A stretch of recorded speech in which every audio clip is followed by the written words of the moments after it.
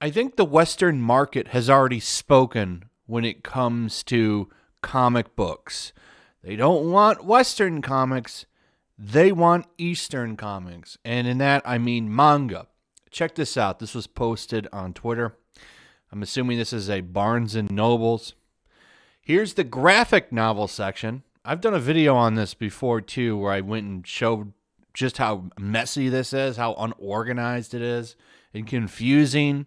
It's like, where do I start? There's no Batman Volume 1. But that doesn't matter right now. Look at how this is. Now look at the manga. It's a whole wall. It speaks volumes. It's very popular. And with all things that are popular, of course, a lot of people that I like to call puritans or far, far, far left culture people who like to invade hobbies, they want to get in on this, and they want to help shape it like they have other mediums. Like they've shaped comics, they've shaped movies. Hollywood's pretty much underneath their boot. I think that's undeniable at this point. But they can't get in here. It's like a walled off area that they can't get into. They can't hop the fence and they can't dig underneath. They will eventually crack into it, though, and I went over that before. You have a lot of these companies spending big money in Japan to sit on panels with creators. Funimation, for example, from what I understand, has a seat on the way that Fire Force is shaped. So it's only a matter of time. But for now, the industry is booming. You're seeing kind of a golden age of manga and anime. I think certain shows like Attack on Titan really highlight just how amazing this medium can be. And it's just going to get better. I think for about 10 years, you're going to have really a good high of storytelling and great stuff coming out of Japan. But posting artwork and stuff on Twitter, that's a thing that's been happening. A lot of people like to take characters that they draw, post them. You see a lot of artists post stuff on Twitter. This is nothing new. It's a good place to advertise your stuff and get your name out there. But of course, if you draw a female anime character with a little bit too much of a junk in the trunk, or maybe her chest is a little too large, the Puritans will come for you. So this account here decided to post a warning for Japanese artists to, hey, here's the accounts that you can ignore. And it drove them crazy. It drove them crazy. Let me show you what they said. Are you currently being or have you ever been harassed by multiple accounts on Twitter because of one of your works? We understand that in recent days, many users on Twitter have decided to target Japanese artists for several reasons. A character's skin tone, a character's outfit, or bust size or clothing. What often follows is a massive amount of negative comments urging you to change or remove your artwork from this platform. You have not done anything wrong by posting your artwork. Your creative vision has merely attracted the attention of some bad actors on this platform who will seek to silence you because your creative vision does not agree with their standards. Please understand you are not at fault. The problem lies solely in the minds of these users. You have not violated any laws, Twitter, TOS, or any unspoken rules. Your freedom of expression is important. We realize that that Japanese culture approaches criticism and negative feedback different from that of many other nations, but it is important that you understand your individual rights as a creator.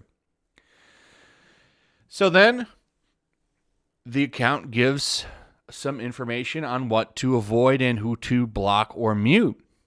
So what to do if you are approached negatively about your artwork, please check the account information about the user who is disparaging or demanding you change or remove your artwork.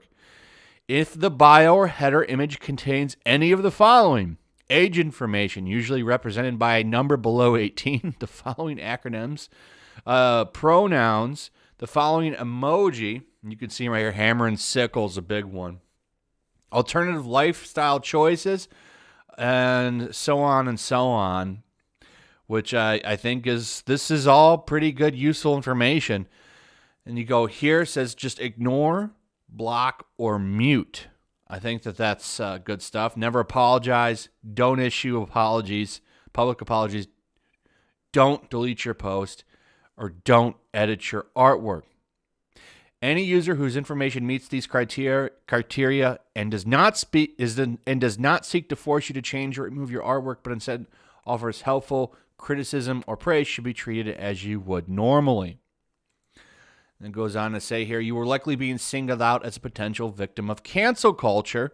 This is why they're behaving this way. It is a mob tactic of shaming any form of expression that does not fit in an established set of criteria that is admittedly both Western and very socialist. As a result of exposure to ongoing propaganda campaigns of said instigators, they will be young, they will not be Japanese, and they will have no understanding of Japanese culture and will not be exposed to the culture norms of Japanese societal norms. And then you go on here and it just starts saying, this does not represent Western culture. It's a minority of Western culture, and don't listen to them, basically. So I thought this is really good stuff, really good advice. But, of course, it's causing a little bit of a stir. Look, this account jumps in here. Imagine being just some Westerner weeaboo on the internet, but feeling so self-important that you feel you have a right to dictate to Japanese people how they should interact with their communities. This reads like a note written to a damn child. And this person says, I just love how your tweet just proves what he posts. And of course has all of the stuff that he says ignore in the bio right there, which I thought was pretty damn hilarious. Lots of interaction on this post, by the way. 20,000 likes, 12,000 retweets, 2,000 quote tweets. You already know that the quote tweets are probably people furious with this is and talking shit, saying, oh, yo, that's effing evil. I mean, on your part, if you talk like that about people who criticize, you're right, you deserve to be criticized. So people are pretty furious about this. They don't like this, right? Because the mob on Twitter wants to influence culture, and they're able to do it with Hollywood, but they can't do anything to the people in Japan. And I think that that's awesome. I think that that's great. So a lot of people, making fun of Twitter Puritans and getting upset. And I love that. Like, there's just people that are furious about this post, and it's got them upset. Like, this post is effective because it's speaking directly to the Japanese artists. In Japanese, it's a good translation. Or I don't know if the person who made this is Japanese and wrote this out and then put the English translation so we could read it or not. But it's got the mob quite upset. And hopefully this will spread out more and get more awareness amongst Japanese artists. And they'll learn, just ignore these weirdos. Ignore the Puritans. They're not the vocal majority. The majority obviously loves your work and wants more of it. They don't want, Tumblr, CalArts trash like we get over here. So anyway, that's pretty much it. Let me know what you think about this in the comments below. Also, if you would please like, subscribe, share the video. Make sure you're still subscribed. Hit that notification bell, and I'll see you guys on the next one. Peace.